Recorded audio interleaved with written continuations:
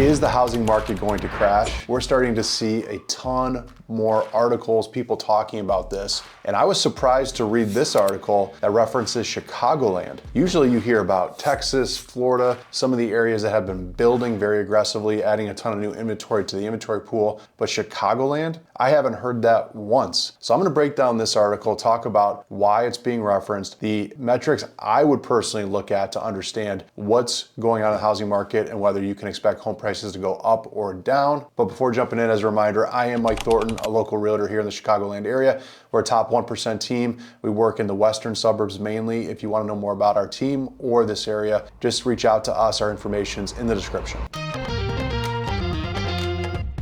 So let's jump into this article. Let's jump into what they're referencing. First off, when they talk about Illinois, they're talking about three factors. They're talking about unaffordability, foreclosure rates, and unemployment rates. Let's start first with unaffordability. I would agree that it's unaffordable to live in Illinois if you compare it to some of the other areas in the country, mainly because high property taxes. However, this isn't new information, so this doesn't necessarily impact your home price in the way it would if all of a sudden it became unaffordable. It was unaffordable with high taxes when you bought the home 5 years ago. It's the same today. It reflected in the price 5 years ago. It's going to reflect in the price today. And so I don't think that's a new variable. I don't think it's a variable that actually has gotten worse or is going to change your equity position. You're either here because you like good schools, you like the parks, you like all the stuff that the city offers, or you're not. And it's not really going to impact pricing because we're not seeing an increase of people leaving. We actually probably have seen that slow down a little bit. That was a very real thing during COVID,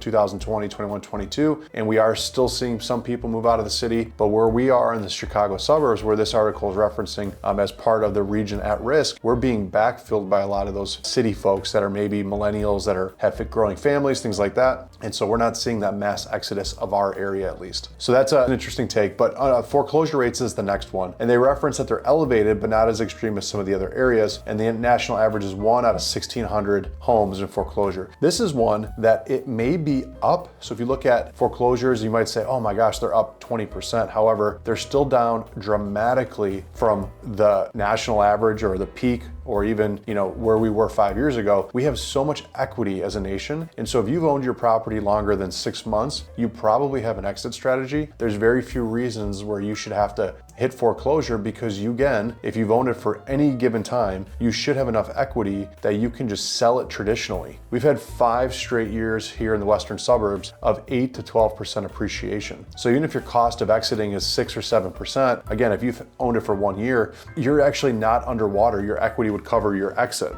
Again, there are specific situations where maybe, the house is in disarray or you haven't kept it up, things like that. So of course you'll see some, but as a theme, as a trend, you shouldn't see these go through the roof because you have such great appreciation. Now, again, if you're in a market that has been flooded with supply like the South or Southwest, this is more of a risk factor, but I'm speaking solely to Chicagoland currently. And where we are with our inventory position at 1.2 months of inventory, meaning if there's 1,000 homes for sale, it takes 1.2 months for that to turn over. That very much still favors sellers dramatically. And so again, there's no flood of inventory, there's no excess of inventory to cause these people to have to exit through foreclosure. The next one is unemployment rates. It references 4.2%. It says that's right around the national average. Again, I don't think that's unique to Illinois at all. I don't think that's dramatically different from where we have been. This is something to definitely watch, but I don't see any signs that this is going to increase dramatically to where we would see a crazy change in buyer-seller patterns in Illinois. It's possible, but where we are today is not an alarm signal, is not a red flag. It's not anything that I would be concerned with. It is what it is, and it's right in that realm of reasonable to where I don't anticipate this having a huge impact. Now, let's transition to do the metrics I would look at. So there's some metrics that are most important because real estate is a market like any other market, and in a market, supply and demand is the most important thing. So where's your supply at, and does the supply exceed demand, or does demand exceed supply? In real estate, that is defined by months of inventory. I referenced that earlier. So what is your months of inventory of supply? If you're at 4 to 5 months of supply, supply, that's a pretty neutral market, meaning home prices are fairly stable. They might be up 1%, down 1%, but they're fairly stable. Anything under that, you should see appreciation in the market. That's saying that supply isn't quite to where demand is, and if demand exceeds supply, home prices go up. Again, it's a market. On the flip side, you'd have to be 7-8 months of inventory to see home prices go down. So this is why this is such an interesting take for me, because there are areas of the country that have inventory in the 7-8 months of supply